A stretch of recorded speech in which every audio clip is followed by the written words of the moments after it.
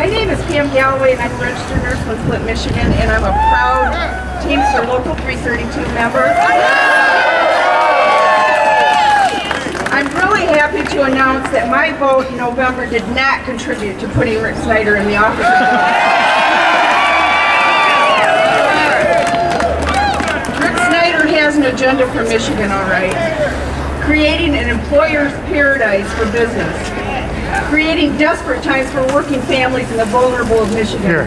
And creating situations that attempt to make Michigan's union seem ineffective. Creating a broken, weakened middle class in Michigan.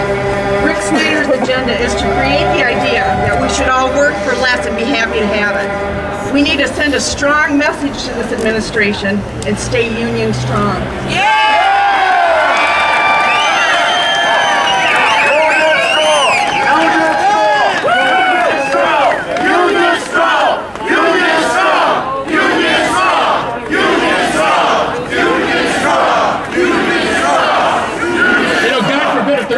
Problem over here in the Capitol building, and a fire should break out. We would never want that to happen, but if it happens, the brave men and women of the Lansing Fire Department would respond immediately. If this governor wants to cut the revenues available to the folks across the street, so they may have to lay off firefighters. They may not be able to respond as fast. One of the people I count on as a resident of this city to protect me, and I want them to keep protecting my city. I don't want to see their budgets cut. I don't want to see them laid off. Dan Kriegbaum, one of the brave men of the Lansing Fire Department.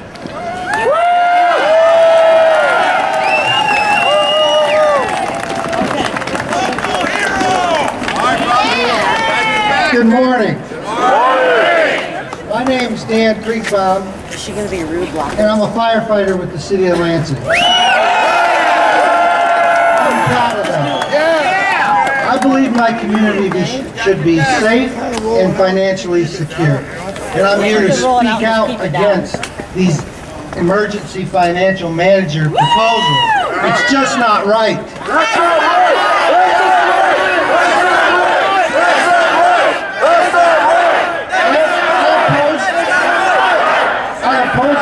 Because it gives the emergency financial manager too much power.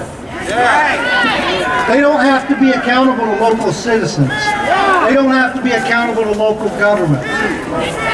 There's no oversight under these proposals.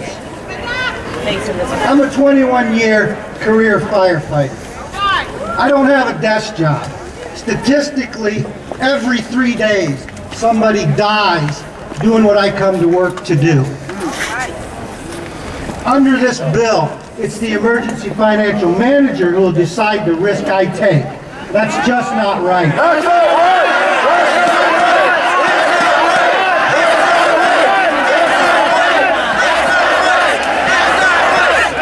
This bill's just big government taking away local control. We want government from the center, not dictatorship from the right, which is what this bill does. I strongly urge the Senate to vote against the emergency financial manager plan.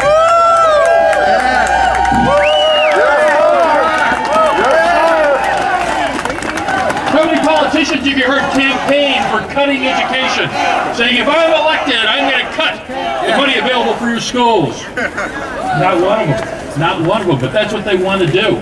And then after some school districts go bankrupt or can't manage their finances as a result of their cuts, they're going to say, we're going to take it over. There used to be a time when local control of our schools was paramount. That was the issue. But that's changed, and that is not right. One of those tremendously affected by what's going to happen to our schools under this legislation could very well be our next speaker. Beth Sabo is an 8th grade language arts teacher here in Lansing at Lanphier Schools. Beth, come on up, tell us what this means for your schools and your children. Good morning. I've been a teacher for 18 years and I'm a member of the Lansing Federation of Teachers. My working conditions are my students' learning conditions, and collective bargaining is how my voice is heard on behalf of my students. We have a long history of using collective bargaining to help school districts solve problems, both financial and academic. My local has worked with management to help them keep finances in the black, to keep our working conditions for employees, students, and future employees. We have taken concessions in healthcare with our deductibles and co-pays for prescriptions. My contract just doesn't speak to my compensation. It talks about class size, professional development, student safety, and many other things critical to student learning. If we don't solve our state's decade-long financial crisis, my school district and countless others will be thrown into a deficit. And if these bills pass, emergency financial managers will come in, ban collective bargaining, void contracts, and make choices without any input from the dedicated professionals and parents, community members, and school board members who represent our communities. Regardless of who or what caused the financial crisis, these bills will silence my voice to advocate for myself, my colleagues, and most importantly, my students. Our working conditions affect our ability to work well with our students.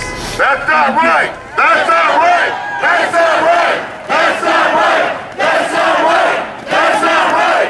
That's not right! That's not right! That's not right! That's not right! How many of you have been up in the Upper Peninsula? You think they need snowplows up there every now and then?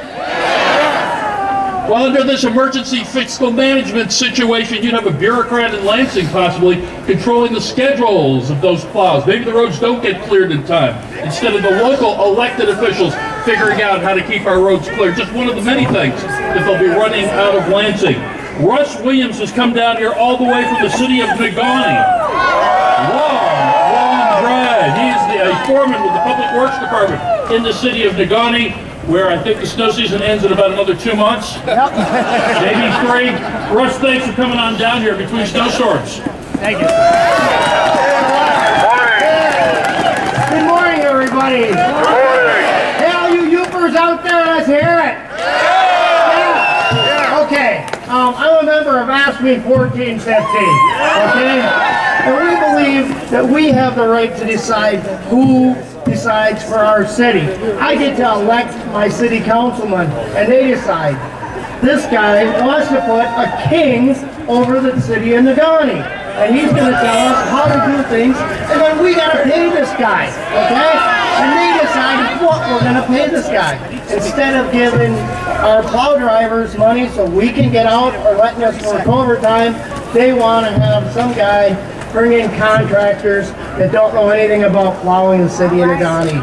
Our employees, they come out at 3 a.m. when the snow is falling. They work until the snow stops.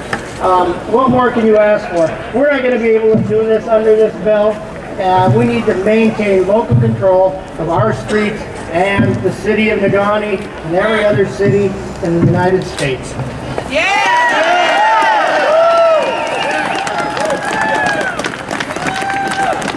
In a few minutes, everybody's going to be going inside and talking to their senators, talking with them about this legislation.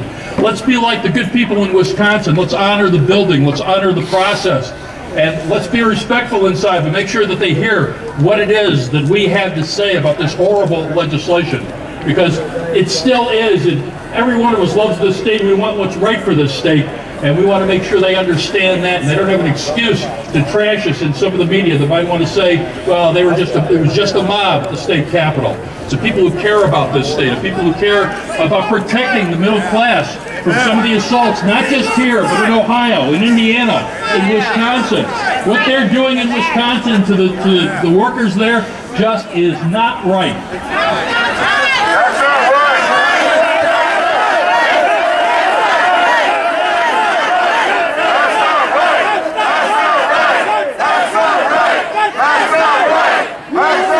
Before we go inside, let's have one quick huge round of applause for those very, very courageous senators from the state of Wisconsin who are temporarily visiting the state.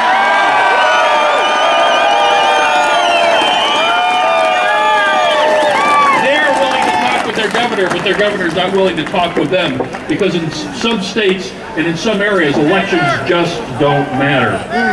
Before we go inside, we have one more speaker to just kind of wrap things up and make sure that you're really fired up. The Reverend David Bullock is senior pastor of the Greater St. Matthew Baptist Church in Highland Park. Reverend Bullock.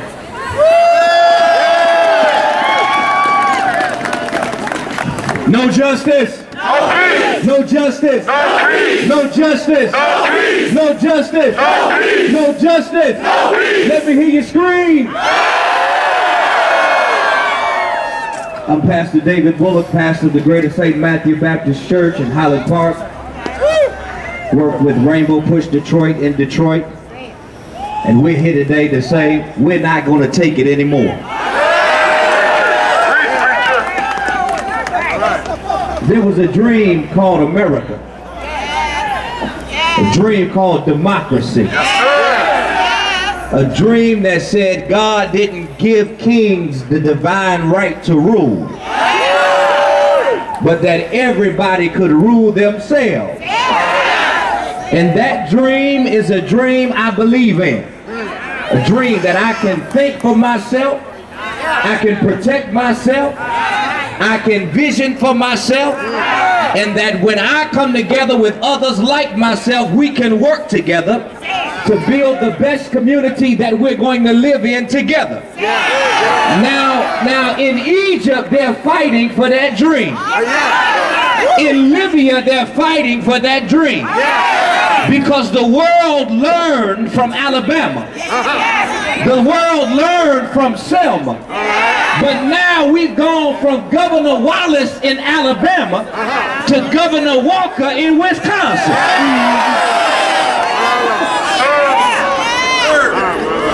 We're here today to say we don't need kings. We don't need nobles. We don't need aristocrats. Those are just another name for emergency financial manager.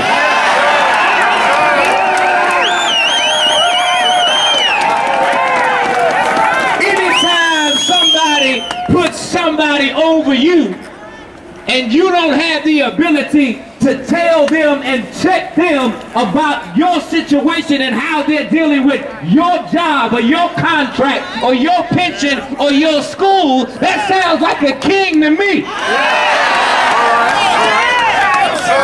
And we're here today to say we don't need kings in America. We don't need kings in Michigan. We don't need kings in Wisconsin. If you believe that, say no. What we need is more democracy. We need more democracy. Let me say this, because we got to go inside and we have to let them know that we're not just outside, but we can go inside too. But let me say this. Let me say this.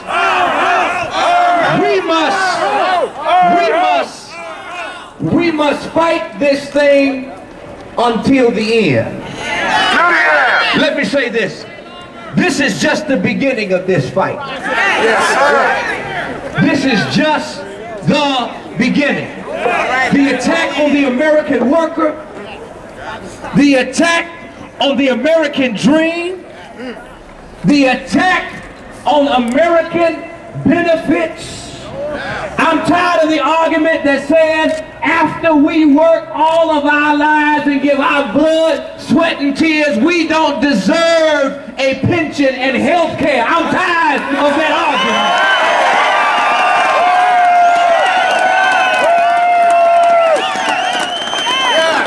I'm tired of the argument that says that teachers are the problem with education.